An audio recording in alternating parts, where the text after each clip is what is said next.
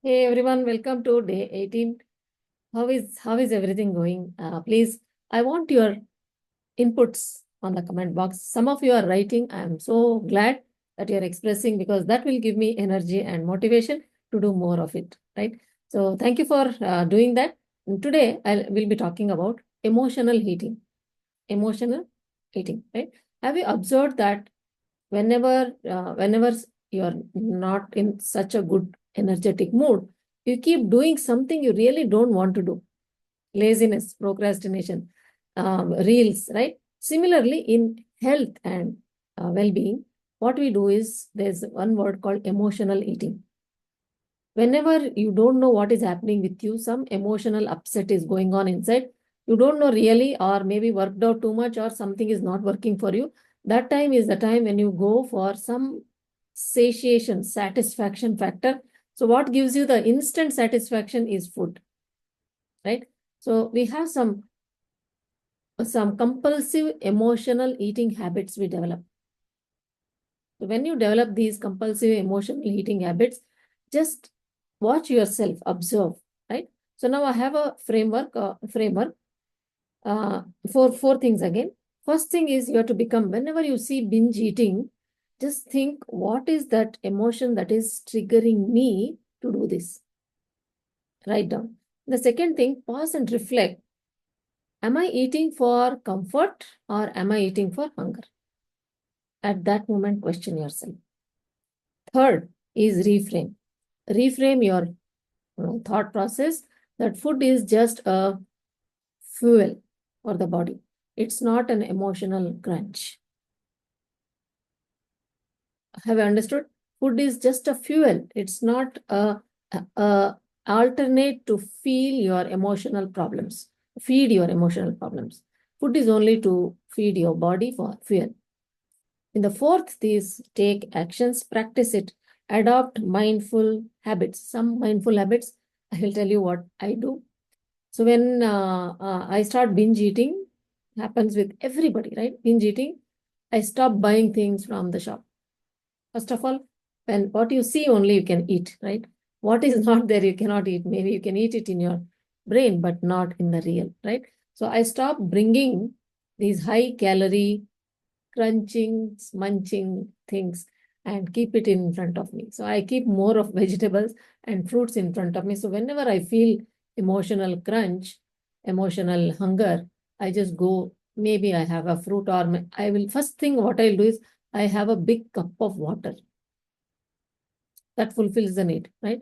In still, if you're feeling hunger pranks and all that, maybe I've neglected my food habits, then I'll go have some fruits. And I have only 2 meals every day. In between the meals, no sugars, no starch munching. How many times in a month I do it? Mostly, but I do go out of the order, but it's okay. It's okay than not doing anything. It's okay than not doing anything. So let me share the framework for you. By the way, are you all working with frameworks? Because systems work, people fail. If you have everything in your mind, if you have everything in mind, things may not work for you because it's in the mind. You need to work according to A, B, C, D, E. Like you need to work in some patterns. You need to put that into an automated mode. Then things start working. That's why practice discipline frameworks every day. Did I do this? Did I do this? Just keep on ticking. So how do we practice in our community for all the things? Anything we want to practice, what we do is we have a timetable. Okay. Every day timetable is made like attendance register. So write down all the number of hours what you want to work, and then against each hour mark what you want to do. And then every time you finish, tick, tick, tick, go on ticking it. Observe your patterns for 30 days. Then you'll understand where you're wasting your time. After every 1 hour, just tick and say what you did. If you're not done this, wrong. You're not done it, put a wrong. And then later question, what are those compulsive things that are holding you back from doing your actions? Over a month, over a period of 1 week to 10 days, a month, if you do it, then you catch your life. You know where your monkey mind is. driving you. So ultimately, it's all about whether you are driving your monkey mind or your monkey mind is driving you. So this is the framework. First is become aware of what emotional triggers are helping you with the habit and not helping you with the habit. What emotional triggers are making you forcefully eat some extra food, right? Second is pause and reflect. Am I eating this food, this junk food, or in between meals, munching? Am I eating for hunger or for comfort? Can I replace it with a cup of water? Can I replace maximum with fruits and vegetables? Right? Check and stop eating this junk food. Then reframe. Reframe is tell your mind that food is just a fuel. It's not a thing to quench my emotional crunch. Okay, it's not that emotional.